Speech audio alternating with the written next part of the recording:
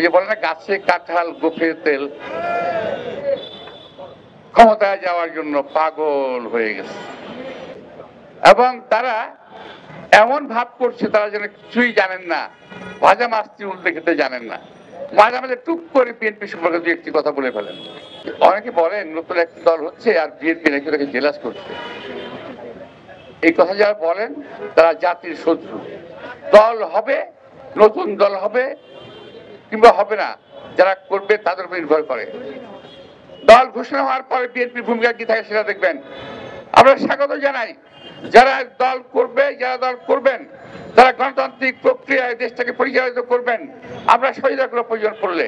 কিন্তু ওই সমস্ত উল্টাপাল্টা কথাবার্তা আপনারা বলে দেশবাসীকে বিভ্রান্ত করার চেষ্টা করবেন না। গণতান্ত্রিক দল, আমরা গণতন্ত্রের কথা বলেছি, 17 বছর রাজপথে লড়াই করেছি।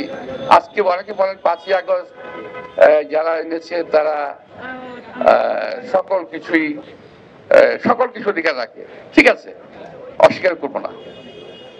কিন্তু আমরা যারা 17 বছর রক্ত দিলাম, যারা আমাদের যাতে ঘর পুড়লো, আমাদের সংসার পুড়লো, তাদের কি হবে? আমাদের ইলিয়াস আলী গুম হলো, আমাদের চৌধুরী আলম গুম হলো, আমাদের প্রায় 5000 লোক গুম হয়ে গেল, আমাদের হাজার হাজার কমে জেল খাটলো।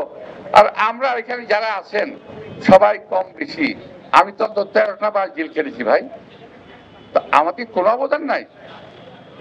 একজনের অবদানকে স্বীকৃতি দিতে গিয়ে অন্যজনের অবদানকে অস্বীকার করার কোনো কায়দা বাংলাদেশে নাই।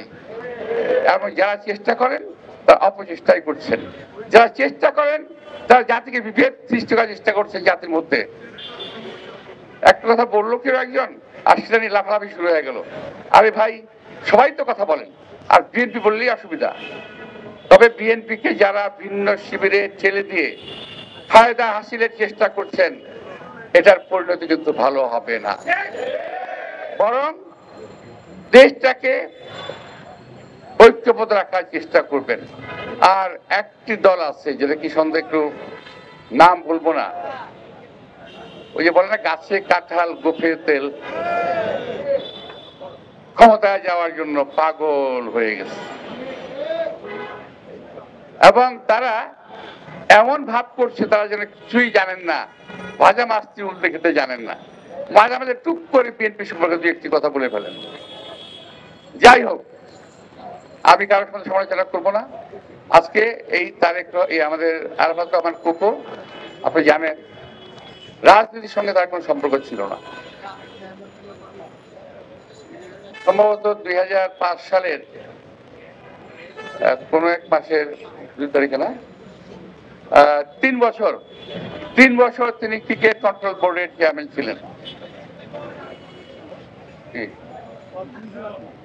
এই দেশকে ক্রিকেটের জগতে অত্যন্ত উন্নত করে গেছেন। সেই আরাফাত রহমান কোকেও অকালে প্রাণ দিতে হয়েছে অন্যায়ভাবে বিদেশে থেকে। দেশনেত্রী বেগম খালেদা জিয়াকে তার ছেলের লাশ দেখতে হয়েছে। এর চেয়ে ভয়াবহ একটা মায়ের জীবনে কি হতে পারে, যিনি অকালে স্বামীকে হারিয়েছেন, তাও একটা কুর মাধ্যমে হত্যা করা হয়েছে। তার ছোট ছেলে আরাফাত রহমান কোকে হত্যা করা হয়েছে। তার বড় ছেলে আমাদের তারেক রহমান সাহেবকে হত্যা করার চেষ্টা করা হয়েছিল। আল্লাহর রহমতে হয়তো বাংলাদেশের নেতৃত্ব দেওয়ার জন্য ওনাকে আল্লাহ তাআলা বাঁচিয়ে রেখেছেন। দেশনেত্রী বেগম খালেদা জিয়া বেঁচে আছেন, ইনশাআল্লাহ আল্লাহ তাকে হায়াত দরাজ করবেন, তিনি আরো অনেক দিন ইনশাআল্লাহ বেঁচে থাকবেন আমাদের মাঝে, এই আশা করছি আমরা।